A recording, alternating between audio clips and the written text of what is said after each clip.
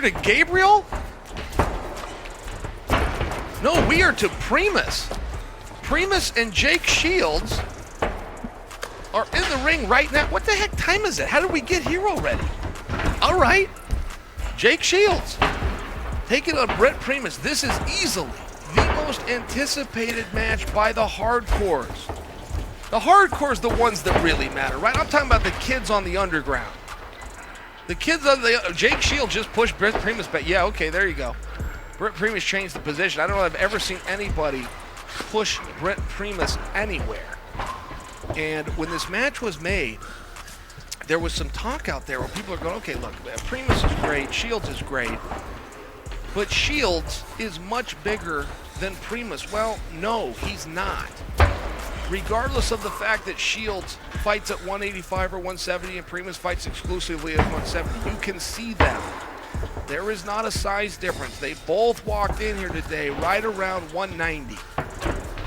Brent Primus can lose weight better than anyone I have ever met.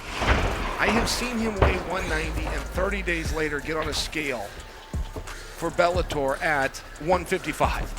I've never seen a guy more able to lose weight faster. And you're seeing just on the strength, you know, whenever I talk about Primus, you're talking about a muscle shark.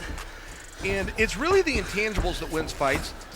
I think that you guys saw that more than ever last night. I am not convinced watching T. Wood and Gilbert Burns that T. Wood isn't the better fighter. Now, by better fighter, I'm talking about more polished. I'm talking about his combinations are chosen better. I'm talking about he can throw them straighter, change elevation. I'm talking about who knows more about the sport. But then you have an intangible, which is the grit in combination with the excitement and the will to win of Gilbert Burns. And that can trump everything. You can throw experience out the window if you have a guy who wants to do it more than you want to do it. Whenever you talk about Jake Shields, Joe Rogan, calling any Jake Shields fight, will use the same term, and it's the correct term, which is iron will. Jake Shields has an iron will, and at no point in any competition does he not want to win, and will he not do whatever it takes to win. The reason I bring up that compliment that Joe had paid to Jake is I have to take Joe's words and I have to apply it to Brent Primus. There is nothing that can happen in battle, good, bad, or indifferent, that will ever change Brent's mind.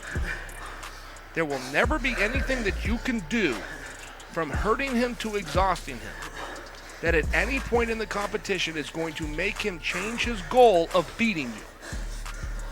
He is going to come at you the entire time.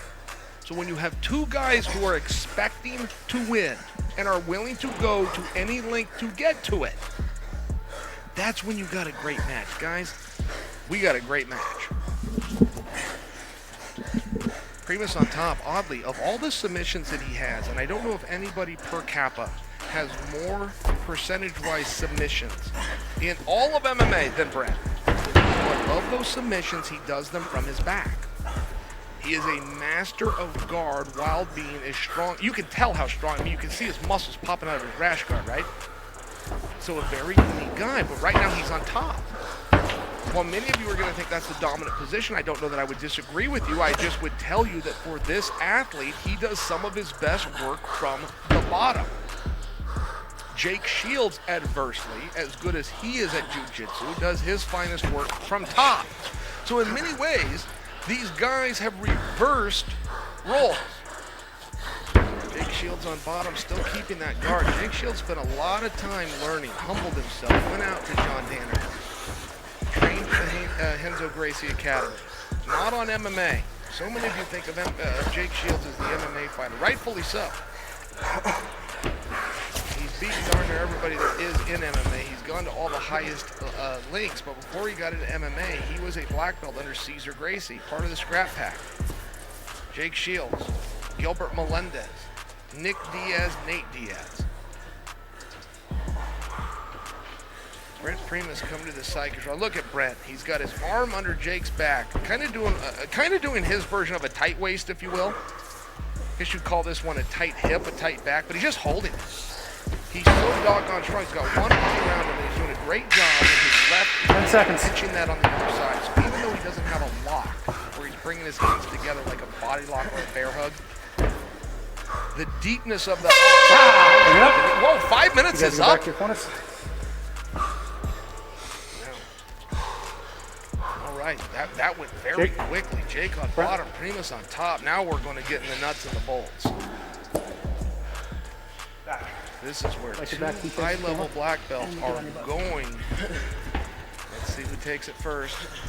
They are going to show who is more proficient right here. There is no way around it. They are getting positions. Jake Shields with a lot of submission underground experience. He's ready for this. Brent Primus had to get his experience from the practice room. Jake Shields trying to come underneath. Brent is going to need to change this position. He's either going to need to drive back to get his head offline or scoot those hips down to get his head onto Jake's chest.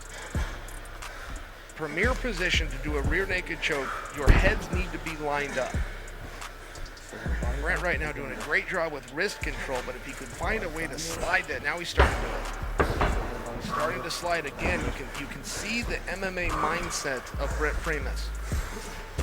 MMA mindset says don't get choked out.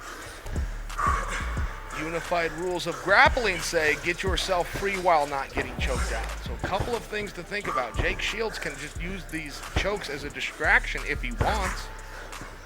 He can make Brent think about these hands and arms and get him playing a game of handsies as long as he's keeping his body triangle. That clock is still ticking. And that is one part where you will see the experience. The submission underground experience of Jake Shields is really working. Even right here. Jake's not looking for anything, but he wants Brent to think he is. Look, Jake, now Jake's just pulling his head. See, I mean, literally to the he pulling his head. Look what Jake's doing. That's not a move. But he doesn't need to be a move. If it makes Brent react to it and get Brent's focus off the lower part of his body, that clock is still oh, Jake is so smart. Look at what he's doing. This is so smart. Look at his hand.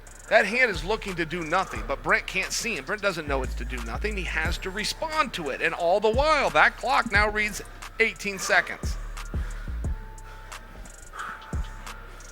Getting a text from Gilbert Melendez. Gilbert simply says, I showed him 10 seconds.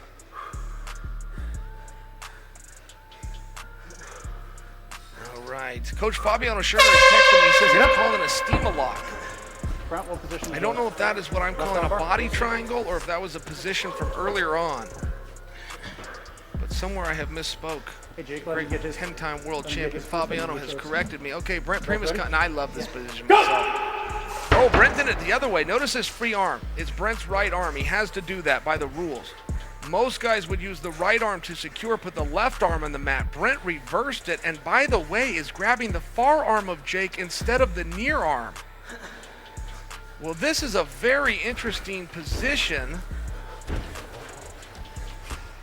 Jake's starting to come out on top. Coming out on top isn't going to do it here because his arm is still extended. He is not, Jake Shields does not have control of his arm. He does not have control of his arm. He is tapping. Oh, we're done. You guys have to go back to your corners?